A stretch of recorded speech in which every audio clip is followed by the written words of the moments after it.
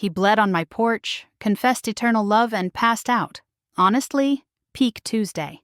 I should have locked the door and pretended I didn't hear the crash, but fate's got a twisted sense of humor. And apparently, a flair for dramatic entrances. 1 second, I was sipping chamomile tea and sketching muffin recipes. The next, there was an alpha, 6 feet of fury and bad decisions, bleeding all over my welcome mat, while clutching a little girl and growling something that sounded suspiciously like mine. If you believe fate can be cruel, hit subscribe, because this is how my quiet, caffeine-powered life turned into a war between packs, lies, and a bond I never asked for, but can't seem to break. Chapter 1. I run a cafe in the kind of mountain town where gossip travels faster than espresso.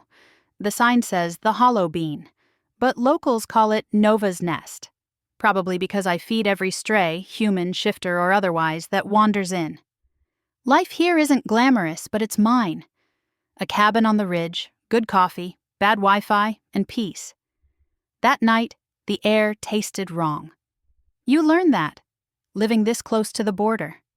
How the forest hums differently before trouble. My wolf shifted just beneath my skin, pacing. Then I heard it. A low snarl. A gunshot. "Not tonight," I muttered, grabbing the iron poker from the fireplace. It's not much of a weapon, but it's better than sarcasm. When I flung the cabin door open, the moonlight revealed chaos. A man, no, an alpha, stumbled through the pines, one arm around a small girl, blood streaked his shirt. His eyes caught mine, storm gray, fever bright. Then the scent hit me, wild cedar and lightning, mate scent. The world tilted. My wolf froze, then roared awake. He collapsed at my feet, the girl clutching his neck and sobbing, "Daddy, please don't." I dropped the poker and knelt beside him. "You're bleeding through your ribs. Who shot you?" "Hunters," he rasped. "Rogues behind them." His eyes flicked to me, pupils expanding until they were almost black. "You're mine." "Okay, easy there, Twilight," I said, trying to assess the wound. "Let's survive first, soulmate later." He actually smiled, a quick, wrecked curve of his mouth, and then passed out cold, "Fantastic." I sighed. "You couldn't faint after giving me your insurance information." The girl whimpered. She couldn't have been more than 7, curls matted, her small hands shaking. "It's okay, sweetheart," I said gently. "We'll get him inside. What's your name?" "Ava," she whispered. "Is Daddy gonna die?" "Not if I have anything to say about it." Dragging a full-grown alpha through my doorway should have been impossible, but adrenaline's a miracle drug. I got him on my couch, pressed towels to his side, and muttered every curse word I knew. His breathing hitched, muscles tightening under my hands. "Stay with me," I ordered. "You don't get to die on my couch. I just wash these cushions." He bled anyway. Deep gash, silver bullet. Hunters knew what they were doing. Silver burns, especially to wolves. It eats at the healing. I had to dig it out, and I wasn't exactly equipped with a surgical tray. So I grabbed what I did have. Vodka, tweezers, and a towel I was emotionally prepared to throw away. The moment the bullet clinked into the metal bowl, his wolf surged. He grabbed my wrist, eyes blazing. "Mine?" he growled again, voice deep, cracked, and certain I froze. "Buddy, I think the blood loss is giving you delusions. You don't even know my name." "Nova," he said. Every hair on my body stood up. "How do you—" "Your scent. It's been in my dreams." I stared at him, hands still sticky with his blood. "Well, that's not creepy at all." Ava made a small sound, half sob, half laugh, and my heart cracked. I softened, brushing her hair back. "He'll be okay, Ava, I promise." Hours later, after cleaning up enough blood to film a horror movie, the alpha finally went still, breathing steady, fever dropping. I wrapped him in blankets and collapsed into the armchair across from him. Ava slept curled in a blanket fort on my rug, Clutching one of my cafe aprons like a stuffed toy, I watched the fire burn low and muttered, "So much for peace." My wolf purred, smug. "You found him." I rolled my eyes. "He found my doormat." Still, something inside me shifted, that deep, humming pulse of recognition, like the forest itself whispering finally. I didn't want this. I'd built a life away from pack politics, away from alpha drama, and yet here he was, bleeding all over it. I glanced at him again. Even half dead, he looked powerful. The kind of man used to giving orders, not asking for help, broad shoulders, square jaw, that faint scar under his eye. The firelight flickered over his face, turning the lines softer. And God's help me, I felt it again. The pull, not lust, not even curiosity, something deeper, ancient. A thread tying me to him through blood and moonlight.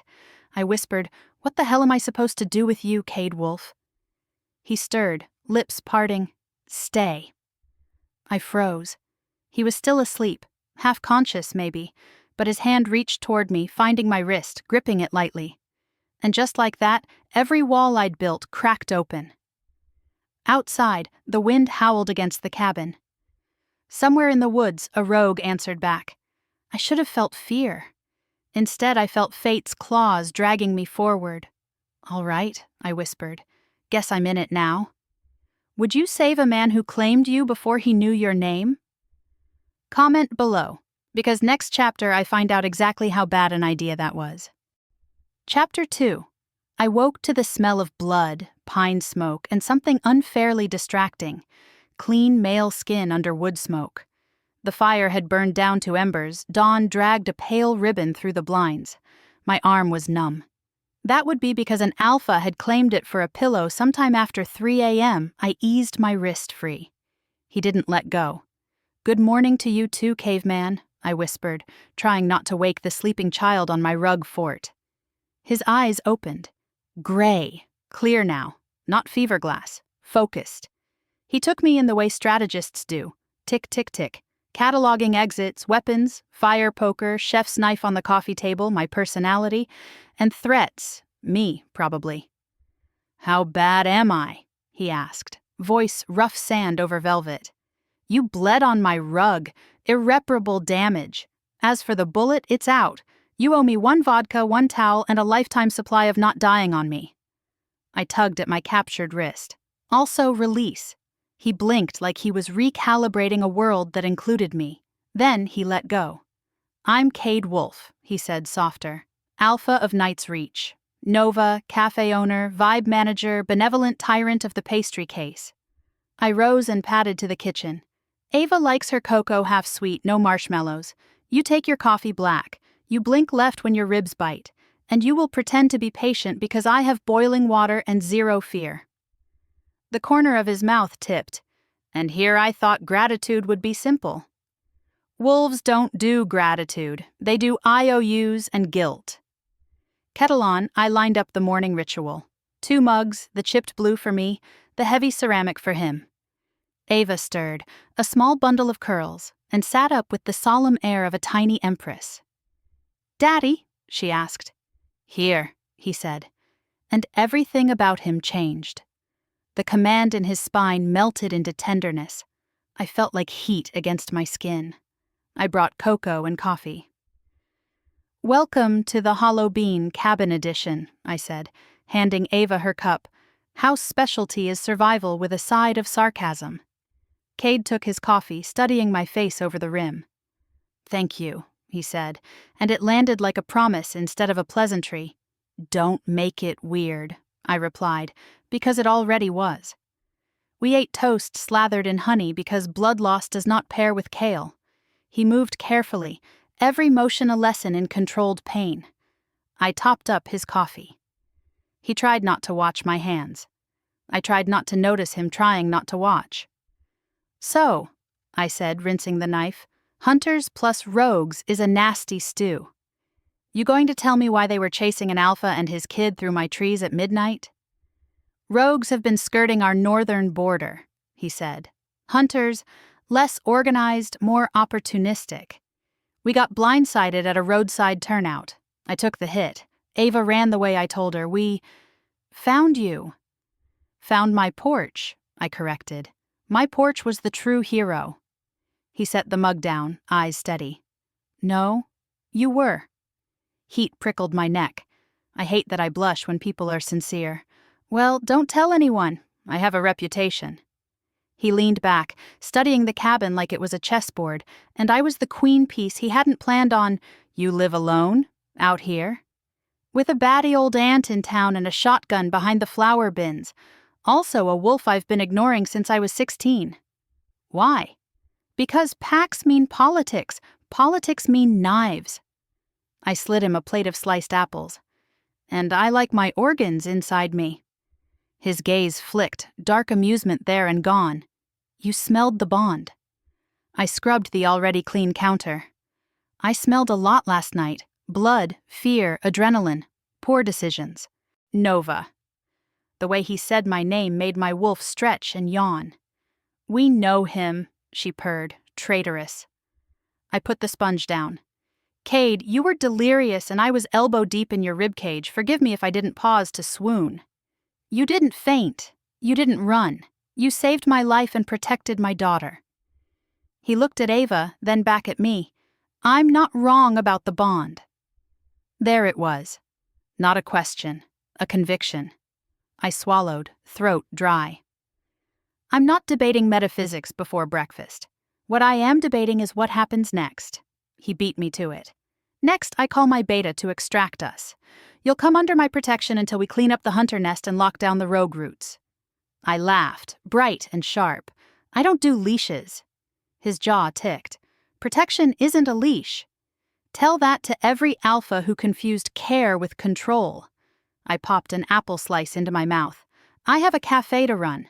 Muffins don't bake themselves, and regulars get stabby if I'm out of scones. Ava piped up solemn. Daddy can buy scones. See, I told him. The tiny queen has spoken. His phone, sleek, uncracked, alpha grade, buzzed. He swiped to speaker.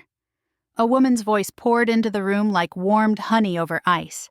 Alpha, she said, velvet and efficient. Maris, you went dark. My comms were jammed. His eyes didn't leave me. We're secure. A beat. We? Ava waved at the phone. Hi, Maris. Little wolf, the voice softened. Then back to Steel. Alpha, we have chatter. Hunters bragging on a private channel about clipping Knight's Reach. Also, rumor mill in town says an Omega gold digger dragged you into her den. Colorful. I went still. Cade's gaze sharpened. Source? Wives group chat wives are never wrong about drama. I'll scrub it. A lighter, casual hum. Should I bring a car to your location, or will you bring company? The pause was precise.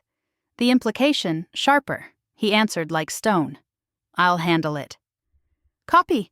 Patrols are sweeping the ridge, she said, sweet concern back in place. Be careful. We don't know what they want. The call clicked off. I stared at the knife, at my hands. Gold digger, I repeated, the words sour in my mouth. Charming. You saved my life, he said, and rumor says I'm cashing in. People love a story where the girl's the villain, Cade. Easier than admitting their walls aren't bulletproof. He rose slowly. I was beside him before he could sway, hands out. He didn't lean, but he didn't move away either. Walk, I ordered. 2 laps, then sit. If you tear my stitches, I'm stapling you to the sofa. We paced the small cabin. Couch, tiny hallway, kitchen, loop. He had the controlled float of a predator masking pain. On the second lap, he caught the edge of my counter, hissed, and I slid in, hands at his ribs, steadying his breath ghosted my hairline. Nova, he said, voice lower. If I ask you to come with me, it won't be a cage. What will it be? I whispered. A promise.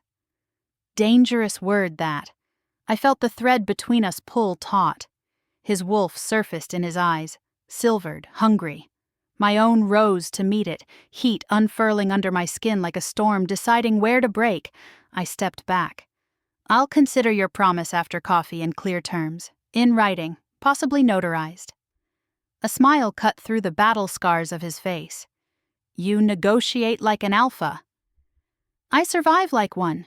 I checked my watch. I need to open the cafe in an hour. If I don't, the mountain will riot. You can come sit in the back office and brood while I sling lattes, or you can go home and convalesce like a sane person. I don't leave you unguarded, he said simply. You're not my... I stopped. Lie tasted wrong. Fine, but we do this my way. No dramatic snarling at customers. No terrifying my baker. And you pay for your pastries. Ava's too, he said. Obviously. I packed a day bag for them. Ava's cocoa thermos, a spare sweater, a book from my shelf, the never-ending story, because a child should know what impossible hope looks like, and a handful of ginger chews I keep for first trimester nausea, and men who think pain makes them immortal. We made it to the porch.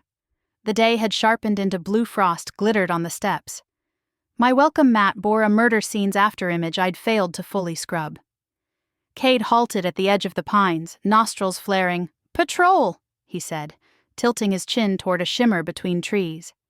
Two dark shapes ghosted the ridge, then vanished, his wolves keeping distance. Ava tugged his hand. "Can we get the cinnamon ones?"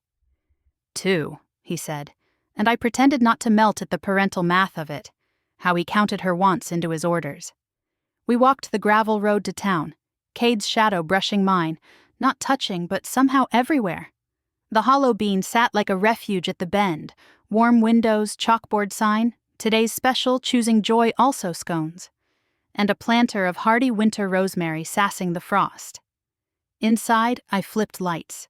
The machine hissed awake. My baker Dolly popped in the back door, took one look at Cade, and arched an eyebrow that could slice bread. "Friend of yours?" she asked. "Temporary couch ornament," I said. "Don't feed him anything that requires chewing on the left side." Dolly grunted approval. "Good jawline, poor judgment." "Hey," Cade protested, amused despite himself. By 8, locals trickled in. News travels like smoke. I watched it catch heads tilted, whispers slithered. Ava colored quietly in the corner with a croissant the size of her face. Cade took the back booth where I could feel him without looking, which is to say, constantly. 2 council wives swept in on a collective breeze of perfume and offense. Their eyes did what eyes do, slide over me like I was a smudge and hook on the man who shouldn't be here. "Nova," one chirped, syrup curdling. "We heard you had company. Imagine our surprise." Her gaze flicked toward the corner where Ava sat, softening a fraction, then sharpening back to me. "Heaven rewards charity." "Great," I said, pouring. "Tell Heaven to call ahead. We open at 7. They sniffed. "Pity about your rent," the other added delicately. "And your debts?" I froze. That wasn't gossip-level knowledge. That was targeted. Cade stood so fast his chair scraped. I shot him a warning look. "Stay." "It's fine," I said to the wives, smile bright enough to scorch. "The only debt I've got is to my regulars. Who would like their beans ground medium, not extra bitter?" They flinched. I sugar-bombed their lattes. They left, sticky with sweet and failure. When the door shut, Cade's eyes were winter. "Maris seeded that," he said. "She's cleaning the rumor while spreading it.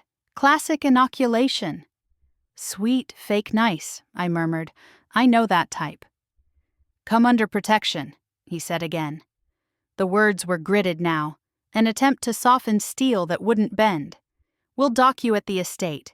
You'll be out of reach. And in target range for every political knife," I countered. "I have a business, a life. I don't run because someone's bored." He took a breath. "Then we set guards here. Wolves outside, discreet." "Fine," I said. "One on the alley, one on the back lot. No peering in windows. And if anyone growls at Dolly, I will ban your species." He accepted my terms like a treaty done. We lasted another hour in a decent imitation of normal. I steamed milk, made change, laughed with the loggers about their eternal feud with decaf, and pretended I wasn't bracing for the other shoe. The shoe arrived as a text, unknown number, a photo, the rear of the hollow bean, doors open, back hallway lights on, a red circle scrawled around the office safe, Caption, nice nest. Shame if someone cleaned it. A second text, tell the alpha thanks for leading us to your door, sweetheart. My vision tunneled. Background noise snapped to static. Cade was already moving. I hadn't even breathed. He reached me at the counter, voice quiet. What? I showed him. His eyes went wolf bright. Maris! He barked into his comm. Full sweep around the hollow bean. Hunters have visual. They want the girl, the alpha, or the bond. We don't yet know lock the alleys. Cover... A tiny dot of red light slid over the espresso machine. Paused on my apron. Climbed to my throat. Down, he said, already launching. He hit me low and hard, taking us to the floor behind the counter just as the front window screamed and shattered. Glass raining, customers screaming, Dolly swearing a blasphemy I didn't know she had in her. Ava cried out, the shot buried in the chalkboard where choosing joy had been. Cade rolled, covering me, then was up, dragging me with him, fury and focus fused. I tasted metal. I tasted fate. Nova, he said, and it sounded like a vow and a battlefield order at once. Stay with me. In Nova's place, would you accept pack protection or kick the alpha out and guard your own door? Tell me your move. Chapter 3. They say gossip dies in small towns. They lie.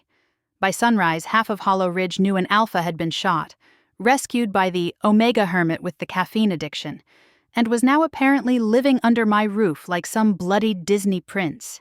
And just like that, my peaceful anonymity was toast, extra crispy.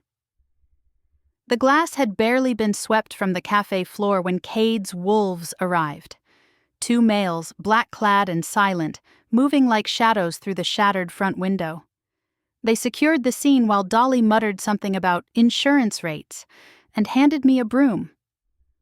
I'll pay for the damage, Cade said, his voice that low, strategic calm that made lesser men obey and made me want to roll my eyes. You'll pay by not bleeding near the pastry case again, I said, brushing shards into the bin. My croissants deserve better karma. His lips twitched. You joke when you're scared. I looked up. You command when you're guilty. He didn't deny it. Outside, the wolves posted themselves at each corner of the cafe, scanning the street. The wives who'd mocked me yesterday now watched from across the road, pretending to examine pumpkins at the market stall. Their voices rose and fell in saccharine tones. Omega, gold digger, marked too soon. The words slid across the asphalt like oil.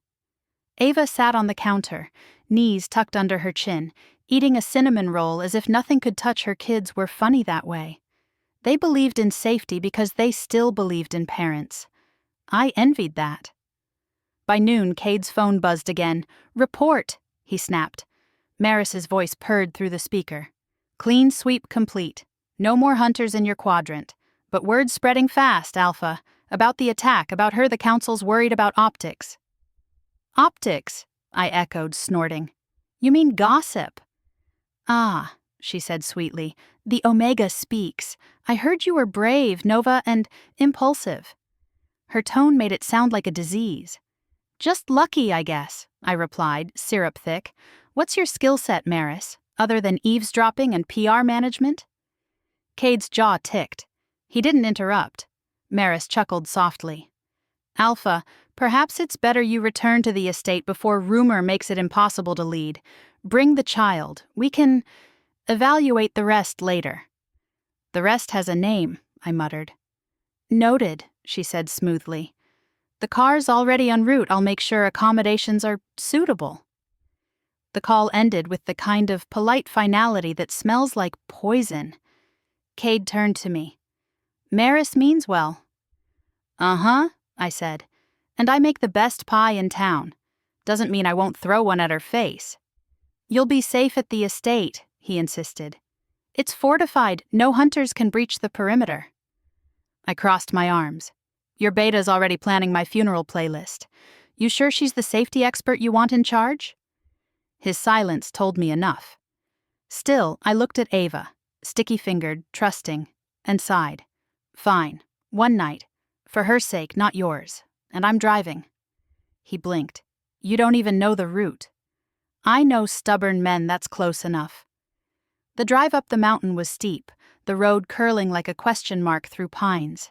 The air got thinner, the scent sharper, territory magic woven into every gust. Cade rode shotgun, still pale but alert. Ava sang softly to herself in the back seat.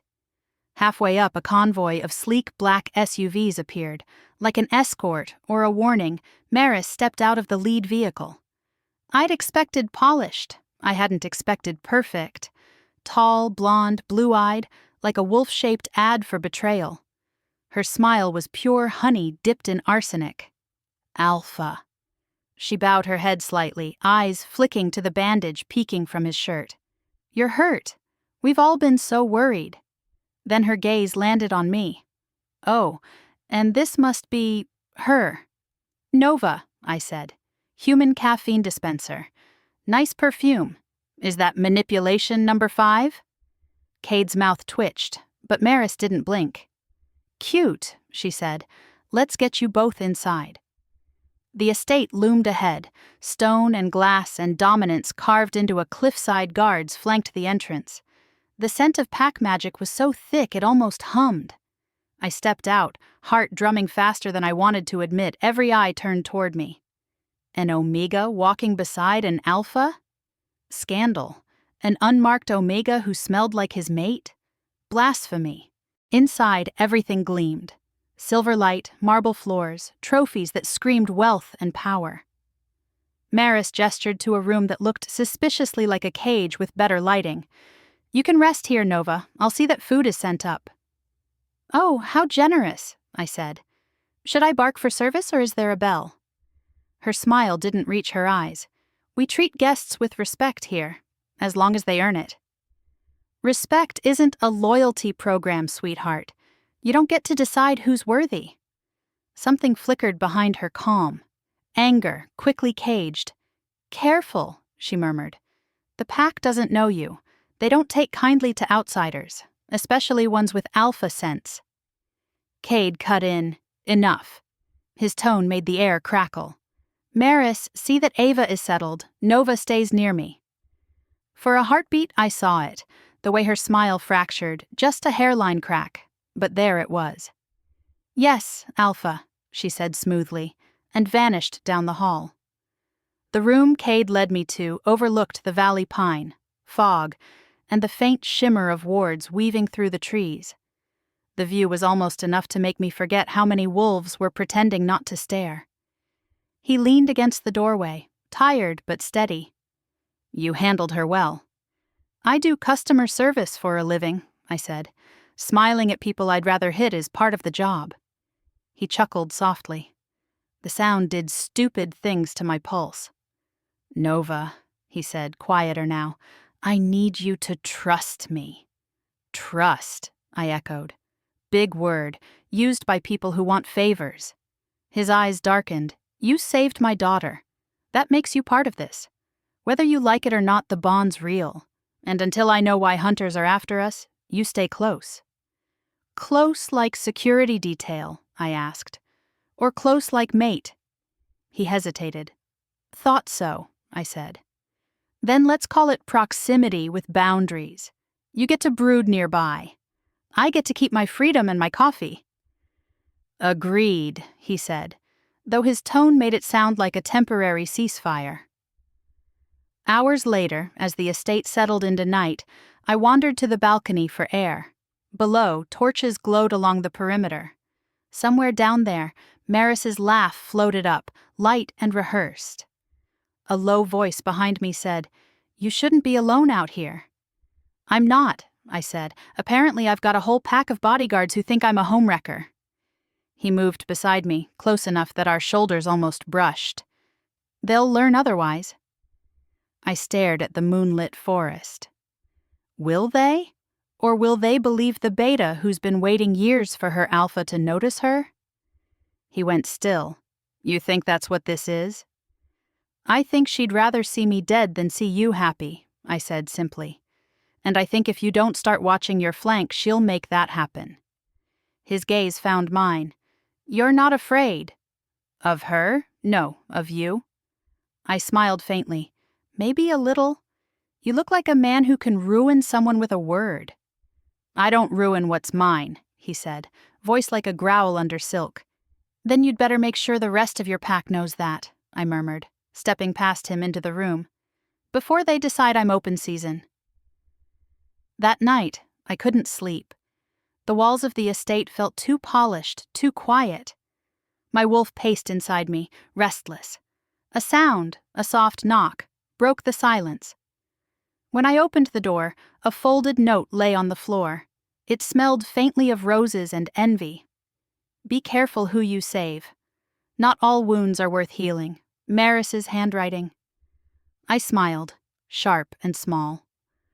Oh, sweetheart, I whispered. You picked the wrong Omega to threaten.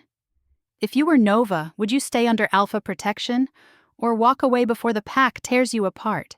Chapter 4. I woke to sunlight stabbing through expensive curtains and the smell of bacon. So, not dead yet. Progress.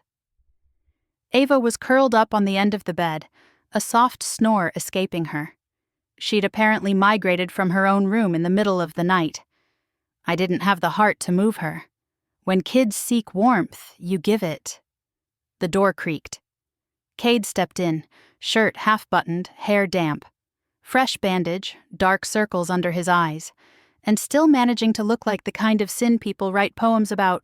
Morning, he said, voice still rough with sleep. Define morning. I stretched, ignoring the sting in my lower back from a mattress too soft for my taste. Because I lost track of time somewhere between kidnapping and forced relocation to Alpha Barbie's mansion. A ghost of a smile tugged at his mouth. Breakfast's downstairs. Council insists on a briefing. You'll want caffeine. I always want caffeine, I muttered. And armor. The main hall looked like a cathedral married a corporate lobby. Vaulted ceilings, portraits of dead alphas, long table polished enough to see your mistakes in. Half a dozen ranked wolves waited, trying and failing not to stare. Maris stood at the far end, all white silk and calm calculation. Her smile could have lit the chandeliers. Alpha, she purred. Councils assembled and Miss Nova, welcome to Night's Reach. Appreciate the hospitality, I said sweetly. You always welcome guests with rumors and bullets?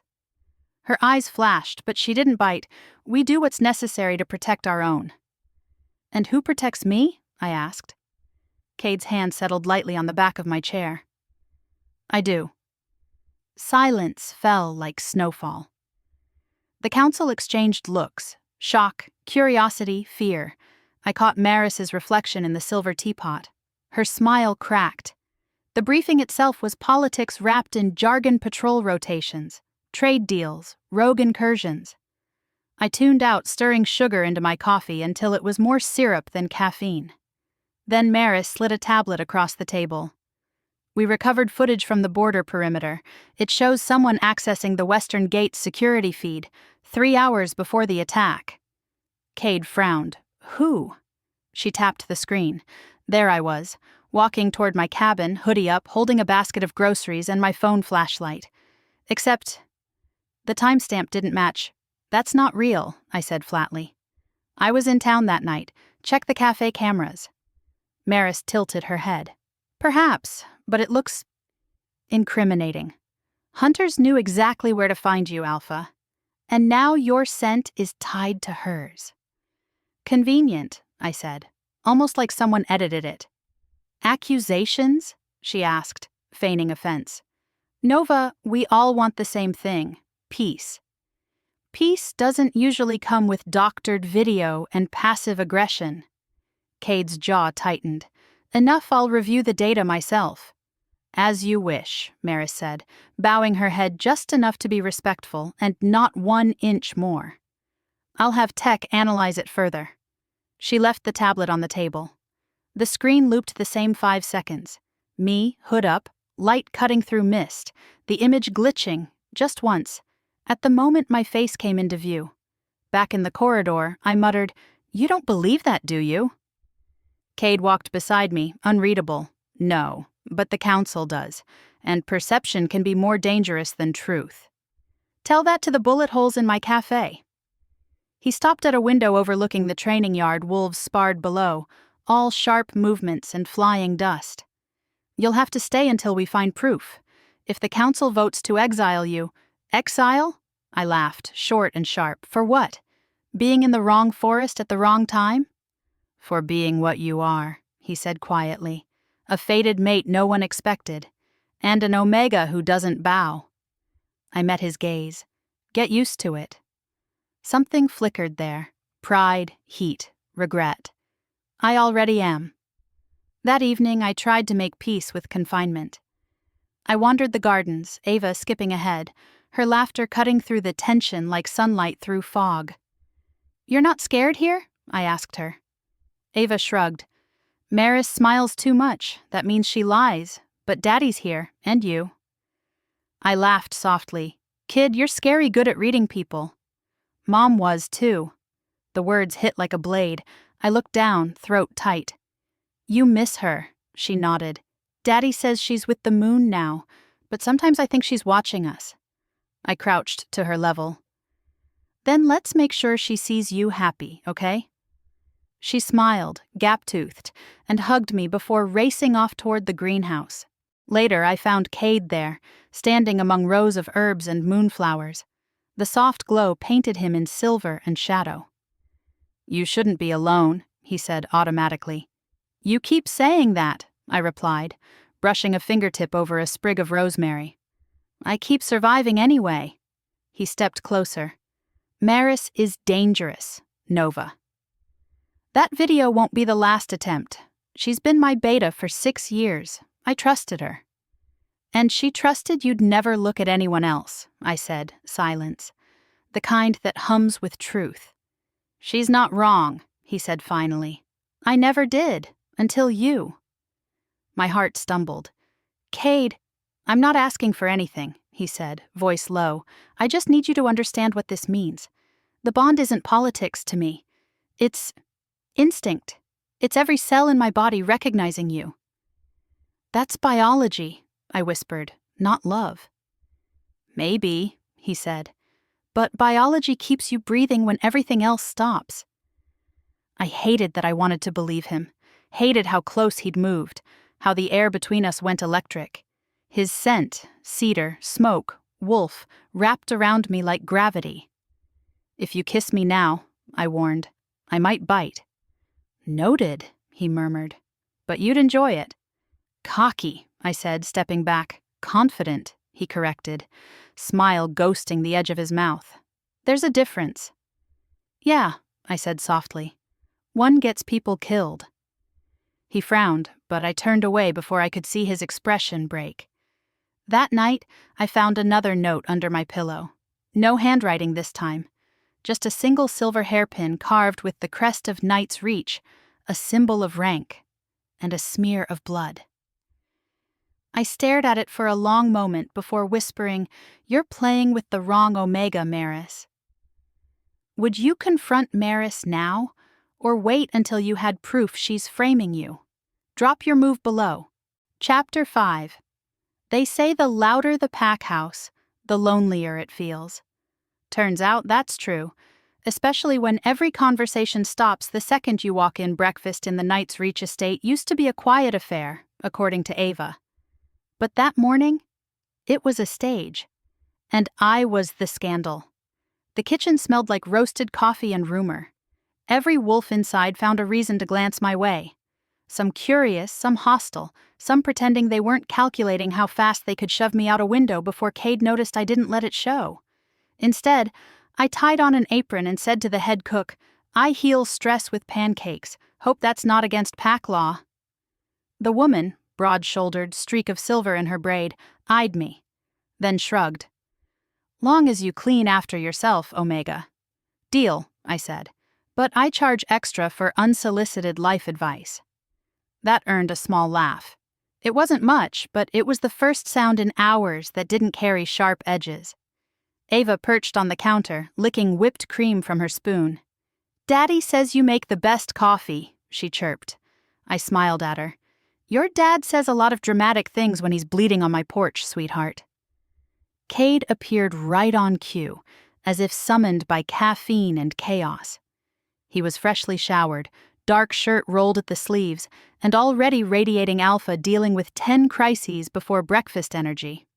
Still, his gaze softened when he saw Ava, then me. And that softness was exactly what made the kitchen freeze. The wolves bowed their heads slightly, uncertain if they should greet me or pretend I didn't exist. I pretended not to notice. Morning, I said. You look less likely to collapse today. 10 out of 10 for basic survival. Cade's lips twitched. You're impossible. I'm charming, I corrected. People confuse the two. Maris entered then, on heels of course, because she'd rather die than appear mortal. The kitchen went even quieter. Alpha, she said smoothly, her voice dipped in honey and venom. You should be resting. The council still awaits your morning briefing. Later, Cade said. Ava eats first. Her eyes flicked to me. And our guest is making breakfast, I said brightly, because unlike most of you, I believe in carbohydrates. A flicker, disdain disguised as a smile. You're adapting quickly. Survival instinct, I said. I find people prefer their omegas domesticated and their alphas dramatic. Cade choked on his coffee. Maris didn't. She was too busy imagining ways to skin me alive while maintaining plausible deniability. Alpha, she said, turning back to him. A word, privately. He hesitated. That tiny pause told me everything I needed to know. He was starting to see the cracks, too, but he wasn't ready to confront them yet, so I handed him his coffee. Go handle politics. I'll keep Ava from adding sprinkles to the bacon again. By the time he left, Maris's mask had dropped, just a fraction, enough for me to see the truth hiding under all that pretty poison. You think you're clever, she murmured, stepping closer so only I could hear, but clever girls burn out fast in this house. I didn't move. You're not the first woman to threaten me in a kitchen. Usually they're just upset about the last muffin. Her smile turned razor sharp. You don't belong here. Trust me, I said, flipping a pancake. If I had a choice, I'd be home alphabetizing tea bags. You'll be gone soon enough, she said. The council doesn't tolerate liabilities. Neither do I said softly. So watch your step, Maris. You're leaking insecurity all over the floor. Her eyes flashed gold, just for a second. Then she smoothed it away and walked off, heels clicking like a countdown. The rest of the morning bled into tension. Cade returned from the council quieter than usual, jaw tight. When I asked if everything was okay, he just said, Politics, which was alpha for the wolves, are sharpening their knives again. He stood in the doorway while I cleaned. You shouldn't be here alone, he said finally. I'm not alone, I said, nodding toward Ava, who was now feeding crumbs to a wolf pup that had wandered in from the courtyard. See, I've got backup. Nova. His tone was serious enough that I looked up. Someone planted evidence against you. I froze. What kind of evidence? He sighed, scrubbing a hand through his hair. A data stick. It carries your scent. They say it holds the rogue route coordinates from the night of the attack. Funny, I said, voice flat. I was a little busy saving your life that night. I know, he said quickly, but the council wants to interrogate you before sundown. I laughed, short, humorless. Of course they do. What's next? Trial by silver spoon?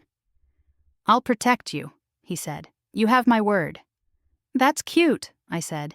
You think words fix betrayal. He winced. Nova, no, I said sharply. You don't get to Nova me right now. You should have shut this down the second it started. I'm trying to keep the peace. Peace, I said, wiping my hands on a towel. That's what they call injustice when it's politically convenient. Silence. Then Ava's small voice from behind the counter. Are you two mad at each other? We both turned. She looked so small, so lost between us. I forced a smile. No, sweet girl, just a grown-up disagreement. Cade's eyes softened again. Ava, go with your nanny, I'll be right behind you. Once she was gone, he looked at me, exhausted, conflicted. I can't protect you from what I don't understand. Then maybe start understanding faster, I said quietly. Because if Maris planted that data stick, this is just the opening act. He stepped closer, too close. I know what I feel, he said, and it's real, Nova. I swallowed hard, then act like it. He hesitated. You're angry. Angry would be simple, I said. This is disappointment. That's harder to come back from. By the time night fell, the kitchen had gone cold. The staff avoided me, whispering about the rogue's lover and the cursed bond. I sat by the dying fire, tracing the scar on my wrist where Cade had grabbed me that first night, the one that still burned faintly with his mark. The door opened. 2 guards entered. Omega Nova Hart, one said formally. You're summoned to the council chamber for questioning. Of course I was. I stood, chin high. Fine, let's give them a show. As they led me through the corridors, the pack stared from the shadows. Some with pity, some with hate, some with curiosity sharp enough to cut. Maris watched from the balcony, smiling faintly. She held a wineglass like a victory trophy. And for the first time, I understood what fire really felt like. Cold, slow, and waiting to burn the right person. If your mate believed lies about you, would you fight to prove your innocence? Or walk away forever? Tell me below. Chapter 6. The council chamber smelled like old stone and self-righteousness. Long table, 12 chairs, silver sigils glowing faintly along the walls. Magic meant to ensure truth. Translation, burn the accused if they lie. I'd skipped breakfast. I figured it would taste like regret anyway. 2 guards flanked me as Cade entered, jaw tight, eyes avoiding mine. Maris stood behind him, the perfect beta, poised, loyal, and utterly false. The High Elder cleared his throat. Omega Nova Hart, you stand accused of collusion with rogue factions and the unauthorized leak of territorial security codes. How do you plead? Hungry, I said, and bored already. A few wolves shifted uneasily. Humor in a trial. It confused them. Good. Cade's voice was calm but strained. Nova, please just answer directly. The wards will burn me if I lie. Yeah, I read the pamphlet. I cut in. Here's the truth. I didn't leak anything. I was home making soup when your security system had its existential crisis. Maris stepped forward. And yet the flash drive bears her scent. I looked straight at her. Maybe because someone planted it. Probably someone with access, like, I don't know, the beta who handles security? She didn't blink. You're deflecting. And you're projecting, I shot back. Big difference. The Elder's rune flared, a shimmer of gold. Enough sparring. Present the evidence. A technician slid the drive into a console. The screen lit up, encrypted maps, coordinates, and a single voice file. Static, then a female voice. Mine, or close enough. The Alpha won't suspect send payment to the usual account. Gasps filled the room. I stared, heart dropping. It sounded like me, my tone, my cadence, but wrong in a way only I could feel. That's not me, I said quietly. Maris folded her arms. Convenient. Convenient would have been running when I had the chance, I said, heat rising in my chest. But here I am, still saving your Alpha's sorry hide. The Elder looked to Cade. Do you believe her? He hesitated, just long enough for the world to tilt. I don't know, he said finally. The floor didn't crumble, but it might as well have. I laughed once, sharp and brittle. There it is. The hesitation heard round the world. Nova. No, I said, stepping forward until the wards hummed against my skin. You looked me in the eye, Cade. You felt the bond, and still you doubt me? What part of saving your life looked like espionage? His eyes were storm gray, torn between logic and instinct. I have to protect the pack. Then maybe start with the part that's rotting from the inside. Maris's expression never faltered, but I saw the flicker, panic, behind the glass. She hadn't expected me to fight this hard. "Elder," she said smoothly, "I recommend confinement until we can verify the data." "Agreed," the elder said. "Detain her. The bond complicates things. Keep her isolated from the Alpha until judgment." Cade opened his mouth, then closed it. He didn't stop them. 2 guards stepped forward, silver cuffs glinting. I raised my wrists. "Careful," I said. "They pinch." They threw me into a holding room under the estate, stone walls, faint smell of wolfsbane. The cuffs dulled my wolf, made the air feel heavy. Hours passed, maybe more. The only sound was the drip of water and my own heartbeat getting louder. I replayed Cade's hesitation again and again until it stopped sounding like shock and started sounding like choice. Footsteps approached. Maris, she dismissed the guards with a flick of her hand. "Privacy," she said sweetly. I looked up. "Didn't realize traitors got visitors." "Oh, darling," she crouched, voice soft as silk. "You were never the villain, just the distraction." She held up a small crystal drive between manicured fingers. "A perfect mimic spell. Copies anyone's voice, expensive, but worth it." "So you framed me," I said. "Creative." "I protected him," she hissed, dropping the mask at last. "He was mine until you showed up, you nobody. Think you can take everything I built?" "You built a cage," I said. "I just refuse to live in it." Her lips curled. "You won't live at all when this is over. The council will exile you by dawn." She straightened, smoothing her skirt. "Goodbye, Omega. You should have stayed in your little cafe." Then she left. But she'd made a mistake. She'd leaned close enough that the wolfsbane cuffs brushed her wrist. Her scent clung to them now, honeysuckle and smoke-proof. When the guards returned hours later with my final meal, I was ready. I slipped the cuffs loose, thank you, slender wrists and a bobby pin, and pressed my palm to the rune lock. My wolf, dulled but not dead, flared just enough to disrupt the ward. The door clicked open. Freedom, sort of. I moved fast, keeping to the service corridors. Every nerve buzzed, every instinct alive again. I needed evidence, witnesses, anything to expose Maris before dawn. Voices drifted from the dining hall. Maris, Cade, and the council. "The evidence is clear," she was saying. "Exile her quietly. The Alpha's judgment is compromised by the bond." "No," Cade said, his voice low, dangerous. "Something's wrong." Finally, I thought. "Catch up." I stepped into the doorway. "Glad you figured that out, genius." Every head turned. Maris went pale. "How? Hi," I said, tossing the cuffs onto the table. "Cute accessory. Shame they smell exactly like your perfume." Her eyes widened. Cade frowned, scenting the air, and froze. "Maris," he said slowly, "why do the cuffs smell like you?" She stammered, for once not in control. "She's lying." "Am I?" I pulled the crystal drive from my pocket, the one she'd so graciously shown off. "Because this little toy still has your fingerprints, I suggest we play the recording again." The tech connected it. The same voice file played, but this time I pressed the rune for trace analysis.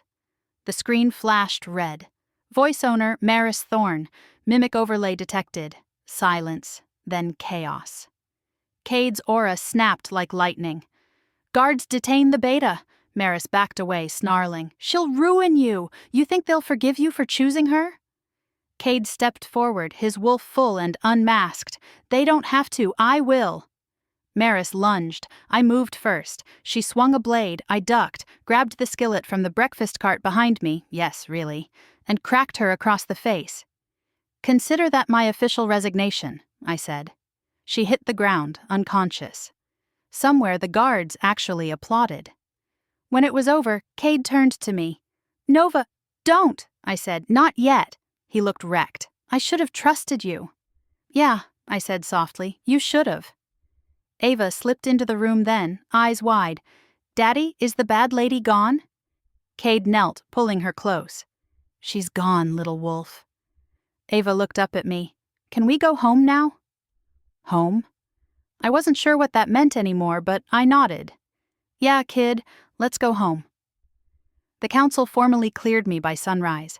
Maris was taken into custody, her mimic device confiscated, her name stricken from the pack rolls. Cade offered me a seat beside him at breakfast.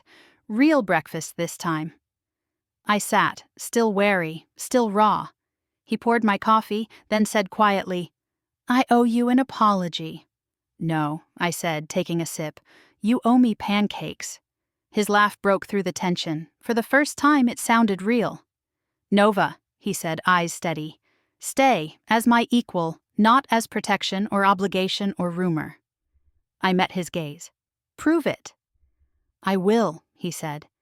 And for the first time, I almost believed him. Would you forgive someone who doubted you, or make them earn it, bite by bite? Drop your verdict below. Chapter 7. After the trial, the estate felt hollow, too clean, too quiet, like a crime scene scrubbed with expensive soap. Cade tried to talk. I wasn't ready to listen, so I packed a duffel, kissed Ava's forehead, and walked out before dawn. I told myself it wasn't running. It was strategic self-care. The truth? My Wolfe needed space before she bit something we'd both regret. The mountain air tasted like frost and freedom, pines whispered overhead. Somewhere below, Hollow Ridge was waking up, trucks rumbling, coffee brewing, gossip rebooting my cafe. My world before everything exploded. I parked outside the Hollow Bean. Broken window replaced, open sign glowing. Dolly was already inside, flipping the chalkboard to today's special, apology pancakes. She looked up as I entered. You look like Trouble survived. Close, I said. Trouble took a nap and came back stronger. She poured coffee, slid it across. News says the Alpha's Beta went rogue. You part of that headline? Let's just say she over-seasoned the betrayal. Dolly snorted. You gonna see him? Not today. I wrapped my hands around the mug, let the heat burn the shake out of them.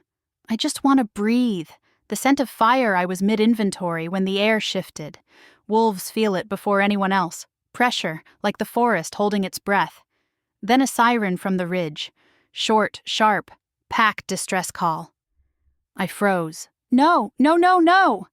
The sound hit again, echoing off the mountains. My phone buzzed. Unknown number. One text. Ava hiding in cellar. Fire, hunters. See. The cup shattered in my hand. By the time I reached the estate, smoke was curling above the treetops. The front gates hung twisted, scorch-marked. Hunters, at least a dozen, moved through the courtyard like they owned it. Silver rounds, wolfsbane grenades, every cheap trick in the book. I killed the headlights, shifted halfway, claws, teeth, senses sharp, and crept along the tree line. Maris's handiwork wasn't over. She'd built this. Probably sold the pack's coordinates before her arrest, betting on revenge from beyond a cell. A low whimper caught my ear. Small, terrified Ava. I found her crouched behind the greenhouse, hands over her ears. Hey, I whispered, sliding in beside her. It's me. Her eyes widened. Nova. Shh. I tucked her close. Where's your dad? They took him, she sobbed. Said he was the monster. Oh, sweetheart, I said softly. They're about to find out who the real monsters are. I slipped inside through the service tunnel. The air reeked of wolfsbane and burned wood. Through the smoke, I heard Cade's growl. Hoarse, desperate. He was on his knees, silver chains biting into his skin, 3 hunters circling. One had a crossbow trained on his chest. Any last words, mutt? The lead sneered. Yeah, I said from behind him. Duck. The skillet from last night's breakfast caught the hunter in the temple. He went down like karma had a sense of humor. Cade looked up, eyes wild. Nova? Thought you could use a second opinion, I said, grabbing the chain and snapping the lock with a snarl. The metal burned, but adrenaline's a decent anesthetic. He stood, breathing hard, then grabbed my shoulders. You came back. Don't get sentimental, I still haven't forgiven you. He smiled, bloody and beautiful. Noted. We moved together like we'd been training for this our whole lives. He took the front, I took the flank, Ava safe behind the overturned table. Hunters fell one by one until silence settled. Thick and heavy smoke curled through broken glass. The estate was ruined, but alive. Cade turned to me, chest heaving. They were after the archives. Rogue alliances, Maris's contacts. She planned it before her arrest. Guess betrayal's a gift that keeps giving, I said. Nova. His voice softened. You saved us. Again. Habit, I said. Annoying one, apparently. He stepped closer. I was wrong. About everything. About you. Yeah, I said, throat tight. You were. He didn't touch me, just looked, eyes steady, honest this time. My pack owes you. I owe you. Coffee, I said automatically. Every morning, and no more secret trials. He laughed, a raw, wrecked sound done. By dawn, the fires were out. Wolves moved through the ruins, rebuilding already. Ava slept curled between us on the steps, soot-smudged and safe. I watched the sunrise burn gold through the smoke and said, Funny, you lose everything, and suddenly what matters shows up in the ashes. Cade looked at me. Stay. Still deciding, I said. He brushed a thumb over the burn on my wrist where the silver cuff had been. Then let me help you decide. I met his gaze. The bond hummed, not as a chain this time, but as a heartbeat that matched mine. Fine, I said. But if your next beta turns out evil, I'm charging overtime. He smiled. Deal. If your mate risked everything to save you after betrayal, would you forgive or make them earn every heartbeat back? Tell me below. Chapter 8. Smoke still clung to the mountains the next night, ghosts of everything we'd burned to survive. The estate was half ash, half memory wolves rebuilt in silence, their howls low and tired. I should have been sleeping. Instead, I sat on the balcony steps with a cup of lukewarm coffee and 1,000 what-ifs. Cade found me there, shirtless under a healing bandage, eyes ringed in exhaustion. He didn't speak at first, just stood, watching the horizon turn from smoke gray to silver. You ever notice, I said finally, the world keeps spinning even when your life doesn't? He huffed a quiet laugh. If you're quoting your cafe mugs at me, I'll take that as progress. Progress would be you trusting me before I save you again, I said. But sure, we'll call it character development. He sat beside me, a careful distance apart. The night hummed with the kind of silence that feels like a dare. I wanted to say... He started. Don't, I cut in. Not yet. Apologies are cheap. Actions, Cade. Actions are the currency here. He looked down at his hands, bandaged knuckles scarred silver. You saved Ava. You saved me. You didn't owe us that. I didn't do it for you, I said, and it wasn't cruelty. It was truth. I did it because she deserved to see her father live up to his own damn legend. That hit. I saw it. A muscle in his jaw tightened.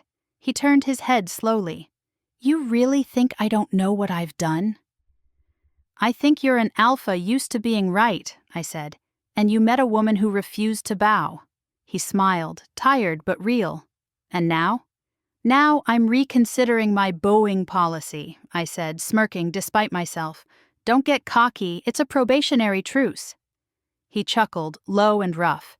Then the air shifted. Again, that weight, that pressure, the hairs on my arms rose. My wolf stirred, uneasy. Rogues? Cade said, already standing. I shook my head. No, something worse. A scream echoed from below. The metallic crack of gunfire right after wolfsbane smoke drifted through the air again. Maris's hunters hadn't come alone.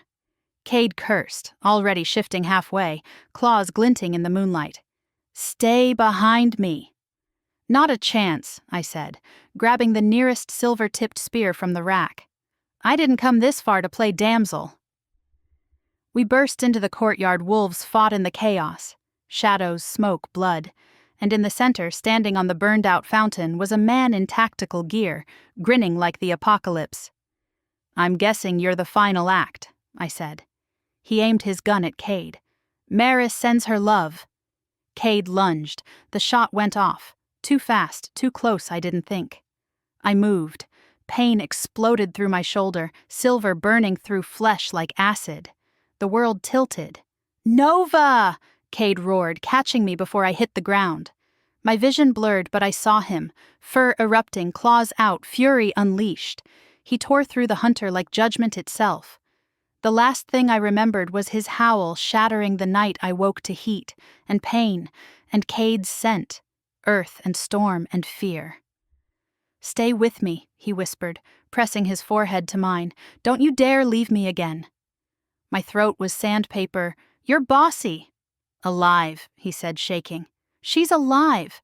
Voices blurred in the background, healers chanting, Ava sobbing softly.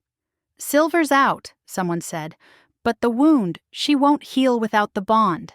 Cade's hand tightened around mine. "Then she gets the bond." I tried to shake my head, too weak. "No, not like this." He looked down at me, eyes glowing wolf bright. "You saved my life 3 times. Let me save yours once." The bond was ancient magic, blood and soul intertwined. It wasn't something you took lightly, it changed everything. He leaned down, breath hot against my neck. "Say the word," he said. I stared at him through the pain, through the fog. "I should hate you." "I'd rather you live and hate me," he said. "Too late," I whispered. "I don't." His lips met my skin. Teeth grazed, then bit a rush of power tore through me like wildfire. My heart slammed against his, pulse sinking, the world spinning until everything felt whole, then blackness. But warm this time. Warm. I woke in my cafe. My cafe. The hollow bean. The smell of coffee and cinnamon. Sunlight through the window. Ava was coloring at the counter. Cade sat opposite her. Still bruised, still gorgeous, watching me like a man who'd been waiting his whole life to exhale. "How long?" I croaked. 3 days, he said softly. "You heal fast. Must be the caffeine."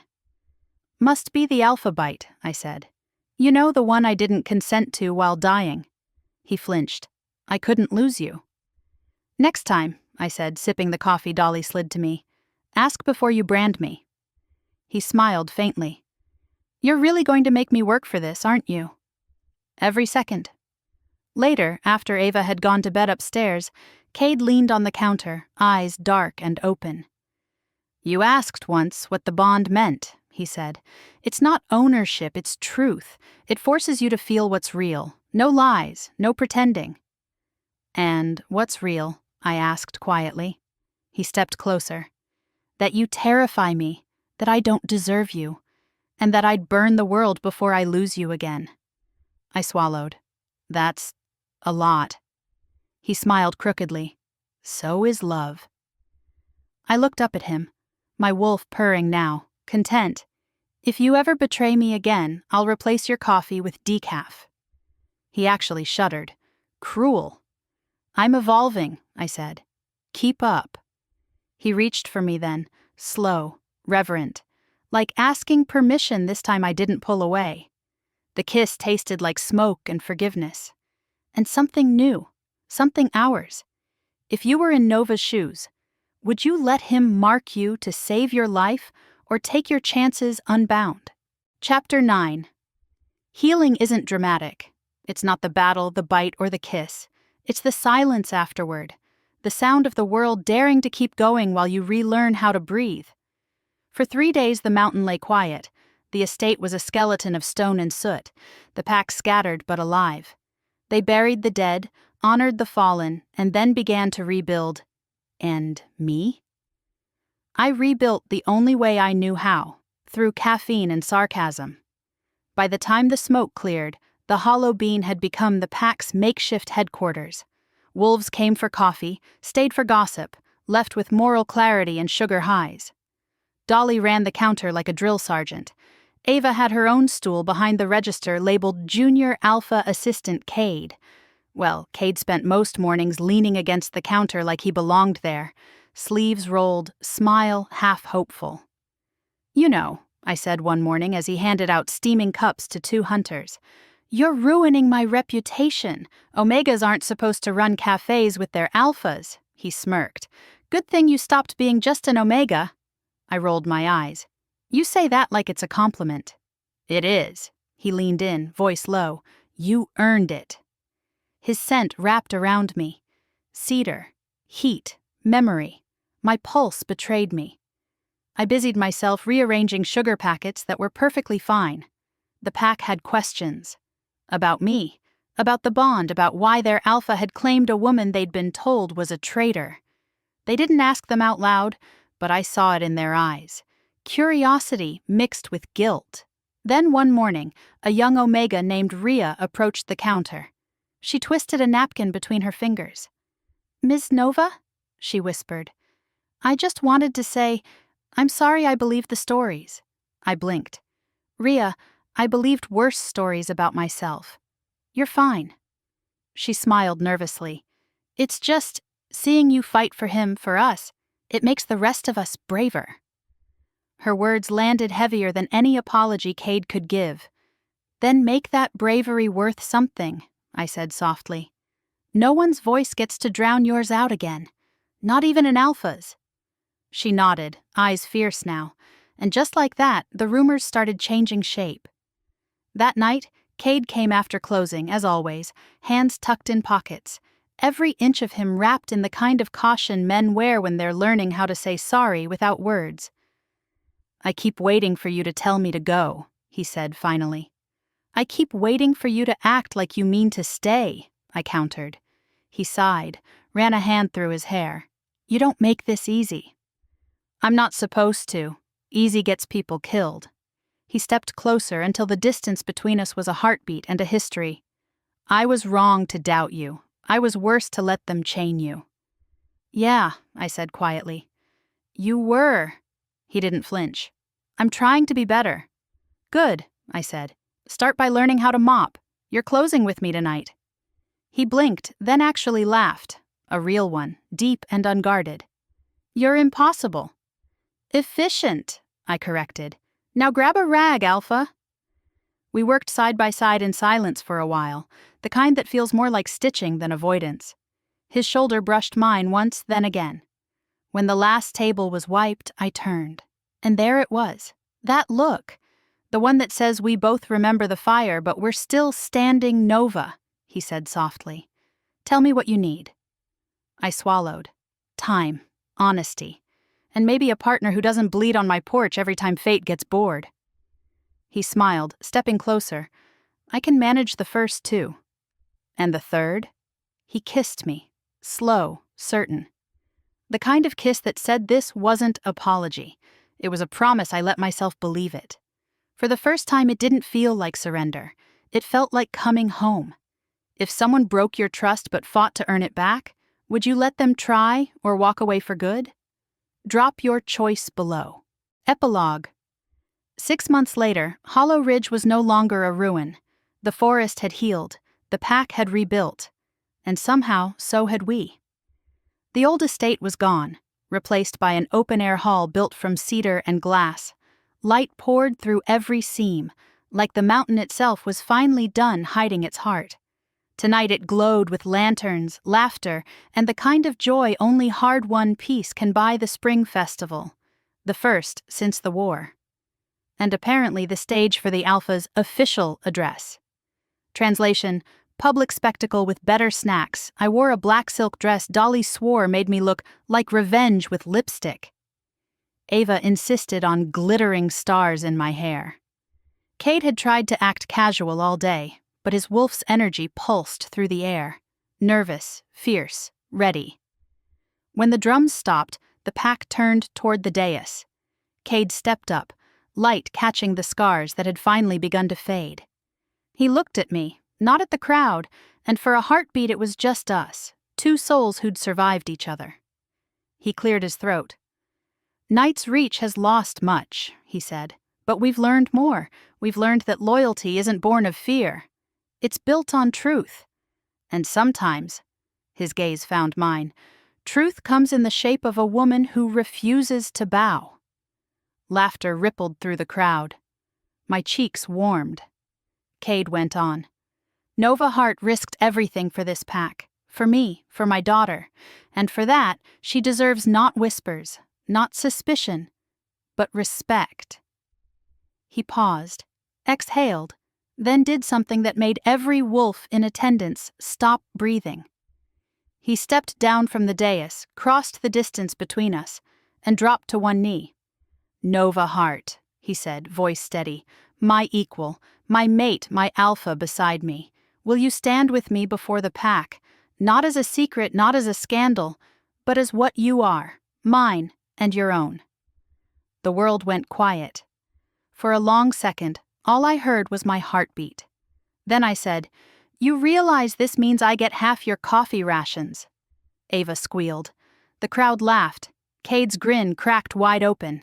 "Done," he said. He rose, cupped my face, and kissed me beneath the silver wash of moonlight.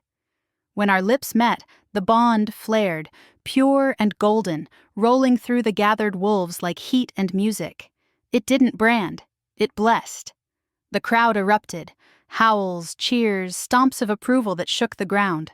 For once I didn't hide. I let the world see what we'd both fought for. Not a perfect love, but a real one. Later, as lanterns floated over the ridge, and Ava danced in a circle of pups, Cade wrapped his arm around my waist. "Still think I'm dramatic?" he murmured. "Absolutely," I said. "But I like your kind of drama." He kissed the top of my head. "Home suits you, Nova." "Yeah," I whispered, watching the lanterns rise. "Home suits us." If you believe love forged in fire burns the brightest, hit subscribe and join the pack. And tell me, would you stand beside your alpha or run your own?